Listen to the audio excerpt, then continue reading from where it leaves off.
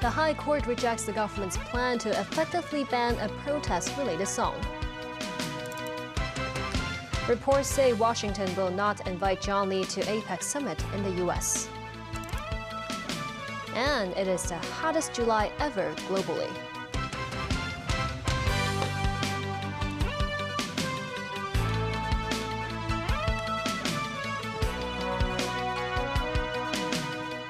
Good evening and thanks for joining us. The ASEAN government today lost its bid to get an injunction against the performing and broadcasting of a song associated with the 2019 anti-government protests, Glory to Hong Kong. That as the High Court questioned the effectiveness of the ban. Sharon Tang reports. Representatives of the Department of Justice and journalist representatives appeared in court for the judgment this afternoon. The case was handled by High Court Judge Anthony Chan, and in his judgment, he explained why he rejected the government's application. The judge noted the purpose of the injunction does not aim to impose a blanket ban on Glory to Hong Kong, but instead it is in aid of criminal law. But considering what's being covered in the injunction will already be criminal acts punishable by current laws, the court believes the injunction will not be effective.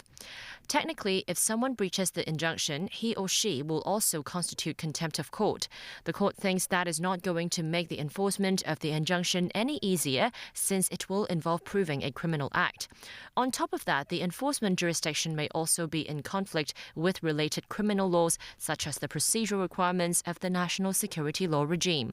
Still, the judge noted if it wasn't for the above reasons, he would have ruled in favor of granting the injunction based on the fundamental importance of national security, even if some think that the injunction will create a chilling effect. A senior counsel offered his views on the judgment. I'm slightly surprised that these rather basic questions have not been thought through by the ASEAN government before they commence the application. If they wish to appeal, they have to convince the Court of Appeal that the judge had acted upon wrong principle or overlooked important material or arguments. Meanwhile, the head of Hong Kong Journalists Association welcomes the decision, calling the judgment reasonable. Upon concluding his ASEAN trip in Malaysia, Chief Executive John Lee said he has already asked the Department of Justice to go through the judgment carefully and actively look into taking follow-up actions. Sharon Tang, TVB News. According to a report by the Washington Post, Chief Executive John Lee will not be invited to attend the Asia-Pacific Economic Cooperation Summit in November held in the U.S. Mimosa Ngai with more. On Thursday, the Washington Post cited 3 anonymous U.S. officials as saying the White House has decided to bar Hong Kong leader John Lee from attending the APEC summit in November in San Francisco. The CE, alongside 10 other Hong Kong officials, are under sanctions by the U.S. since 2020 after the implementation of the city's national security law. A White House spokesperson refused to comment on the article, only saying that we are looking forward to the participation of all APEC member delegations in accordance with U.S. laws and regulations. Liu Pangyu, spokesman for the Chinese embassy in Washington, meanwhile disapproved of the White House decision and said this violates APEC rules and breaks the commitments made by the U.S. In Beijing, the Foreign Affairs Ministry urged the U.S. to reverse its decision immediately and correct other wrong practices, saying it should lift the sanctions on all SAR officials. The APEC summit made news in June when a group of U.S. lawmakers sent a letter to the State Department calling for the exclusion of John Lee from the economic conference. The move came after the State Department had made a written response to a question that the U.S. would consider inviting Lee to the summit.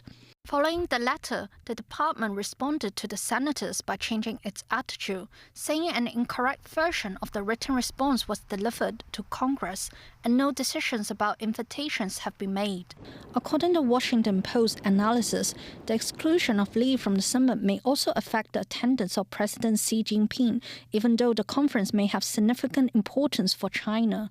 Despite the recent effort of President Joe Biden to amend relations with China, Washington's latest decision may further intensify tension between the two countries. Mimosa Ngai, TVB News. The Hong Kong government has called on the U.S. to fulfill its duty as host of the APEC summit. An executive council member criticized Washington for using the public trade body for its political gains. Following the Washington Post's report, the ASEAN government reiterated that the U.S. is obliged to follow the rules and usual practice of the Asia-Pacific Economic Cooperation Forum as host of an upcoming meeting. I've made it clear many times. It has been the practice for so many years. Hong Kong is a member economy of APEC, so I will expect the host economy to act in accordance with APEC rules, guidelines and conventions.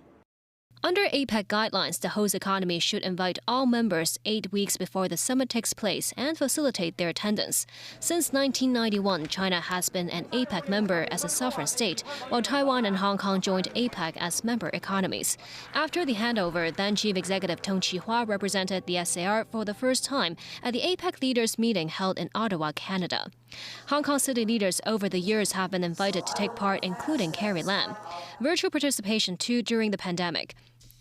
Chief Executive John Lee was also invited to attend last year's APEC summit hosted by Thailand. Former member of the Standing Committee of the National People's Congress, Tam Yu-chung, slammed the U.S. for its double standard. Executive Council member and lawmaker Jeffrey Lam said the barring of John Lee to attend the APEC summit showed the U.S. is politicizing trade and economic cooperation for their own political agenda. Lam added APEC is an international body that doesn't belong to a single country. Residents age 60 can now subscribe to the latest government silver bond program.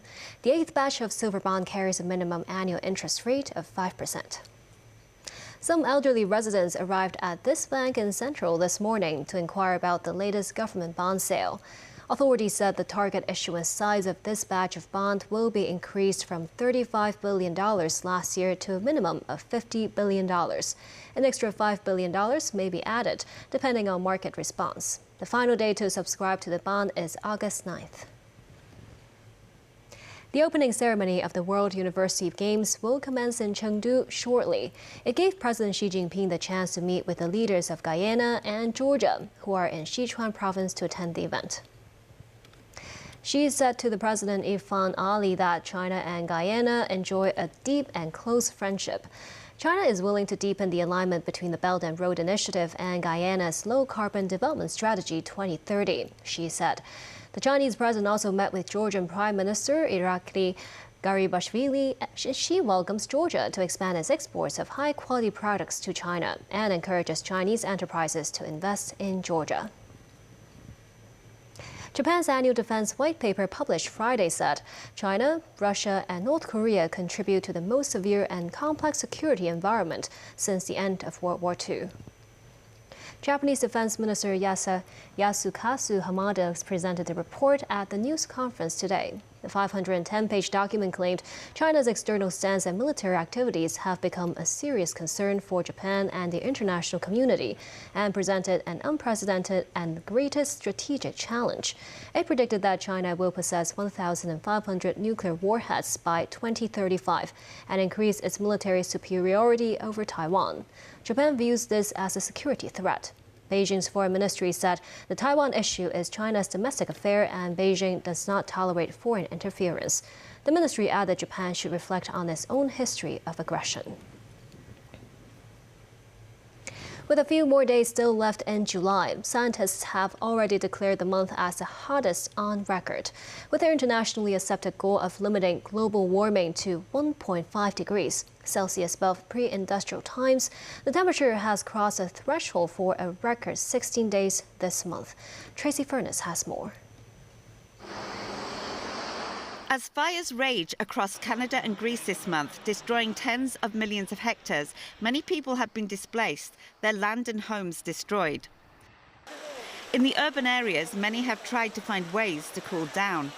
You are not alone in thinking it has been especially hot this month. Some scientists are declaring July 2023 the hottest on record. Today, the World Meteorological Organization and the European Commission's Copernicus Climate Change Service are releasing official data that confirms that July 2023 is set to be the hottest month ever recorded in human history. July has already seen the hottest 3-week period ever recorded, the 3 hottest days on record, and the highest ever ocean temperatures for this time of year. The consequences are clear and they are tragic. Children swept away by monsoon rains, families running from the flames, workers collapsing in scorching heat. The era of global warming has ended, the era of global boiling has arrived. If we look at the top 21 hottest day in terms of the global mean temperature, they have all occurred this month. The Paris Climate Accord had aimed at a 20 to 30-year global temperature average of 1.5 degrees Celsius warmer than pre-industrial times, but this month has seen 16 days above that. Scientists say that such shattering of heat records is a harbinger for future climate-altering changes as the planet warms. In Colchester, England, it's the first day of spring barley harvest on this farm, but the owner says his job is getting harder as the climate changes. With the extremes of weather that we're facing at the moment, it's very difficult to plan for the long term. Resilient farm businesses are absolutely crucial to delivering food production for today, but also for the next decade and beyond. 2022 was the first year the temperatures hit 40 degrees Celsius in the UK, and it was the warmest year in more than 150 years. Tracy Furness, TVB News. Still ahead, former U.S. President Donald Trump faces yet more charges. Bands return to annual expo for animation, comics and games. Chief Executive says its mission accomplished in trip to 3 ASEAN countries.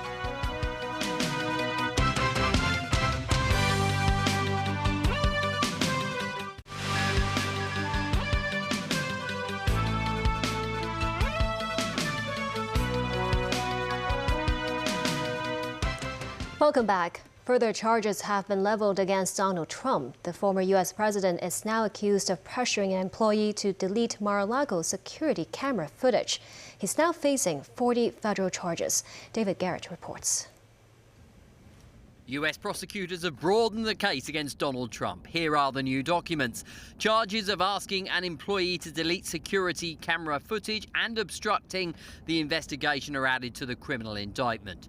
Trump pleaded not guilty last month in Miami to federal charges of unlawfully retaining classified government documents. The former president is the leading Republican candidate for next year's US election and is expected to deny and fight the latest accusations. He is accused of asking a colleague of his at Mar-a-Lago to delete surveillance footage at the complex. This is important because surveillance footage is what FBI investigators ultimately used to allege that they had probable cause to believe a crime was committed, namely that boxes had been moved in and out of the storage room in an effort to obstruct the investigation. It's all about activities at Trump's luxurious residence in Florida. He's said to have concealed classified documents in various rooms after leaving office in 2021. Carlos de Oliveira, a member of staff at the Palm Beach residence, has also been indicted in the case. The prosecution say the suspect was asked by the boss, meaning Trump, to delete CCTV footage of boxes being moved, and Oliveira asked another employee how the video could be removed. CCTV is likely to be crucial in the prosecution case. Trump associate Walt Nauta was already named and has pleaded not guilty to helping Trump conceal classified documents. A trial date has been set for May next year. And so this is the Justice Department's way of saying this case is not just about the presence of all these classified documents in different locations at Mar-a-Lago, but it's also about the repeated efforts by Trump and associates to prevent the Justice Department from getting them back. Trump's legal team released a statement calling the charges politically biased, orchestrated by President Joe Biden, and a witch hunt. The saga has not hurt Trump as frontrunner in the Republican race to challenge Biden next year. Trump's lead over his nearest Republican rival has grown. A recent poll show 40% of the party's voters back him. Trump is also due to stand trial in March in New York because of alleged hush money paid to porn actor Stormy Daniels. David Garrett, TVB News. A desperate search for survivors continues in the Philippines after a small boat capsized in strong winds.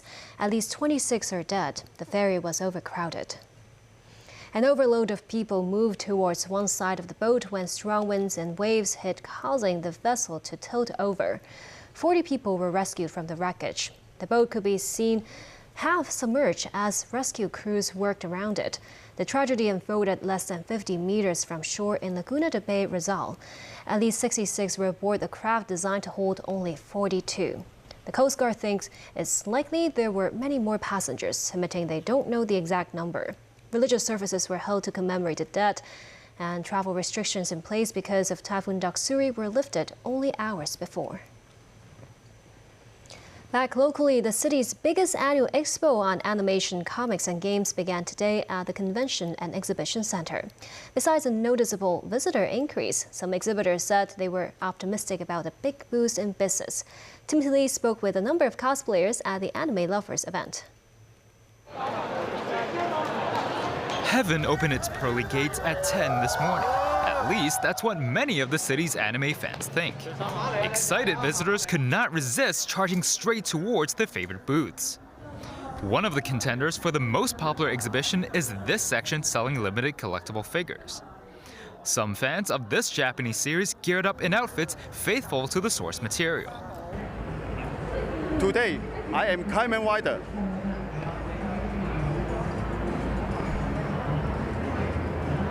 Some vendors selling collectible items said they were optimistic business will improve from last year, adding they expect a 40% boost in sales, mainly from limited figurines brought in from Japan. Unlike the previous year, visitors no longer have to wear masks when entering the premises, with many more choosing to dress up for the special occasion. We are dressing the Marvel Avengers costume today. Yes, a lot of people take a picture with us. I'm making a 3D printer, but I try my best to learn the 3D printing and find some technology in online. This is going to be a group cosplay, so hopefully we can take photos as a group and maybe people will recognize us, but we're not really sure on that. So hopefully we do get a lot of fans. Actually, compared with last year, this year is really a lot of people than last year. Personally, I think this year actually is more people cosplay or dress up because, we can now take off our masks. The fair also held special promotional events to support local comic artists in a bid to increase awareness of Hong Kong's creative industries. The 2023 Anacon will last for a total of 5 days until the 1st of August. Event organizers will also hold a cosplay catwalk show on the final day of the event. Timothy Lee, TVB News. Chief Executive John Lee concluded a 3-country tour in Malaysia, signing a total of 33 treaties with Southeast Asian partners. Earlier this morning, the CE paid a visit to a local hawker center to meet with locals and try a variety of Malay delicacies. Lee will return to Hong Kong tomorrow. Timothy Lee again. Earlier today, John Lee and his delegation met with members of Malaysia's business sector. The CE spoke with the local Minister of Transport, who emphasized further cooperation between the airports of Kuala Lumpur and Hong Kong. From Kuala Lumpur, we fly to almost all destinations within the ASEAN region. So I can see that there is a strong collaboration that can happen between Kuala Lumpur International Airport and Hong Kong International Airport. This morning, the chief executive and his delegation started their day with a rich Malay breakfast. Visiting the Pasar Pudu Baharu Hawker Center in Kuala Lumpur on his second day in the Southeast Asian country, the CE went for a fresh cup of kopi teh, a drink made of coffee mixed with milk tea. The tea maker said Lee enjoyed his drink and asked how the beverage was made, adding that the CE showed interest in the lives of local residents. He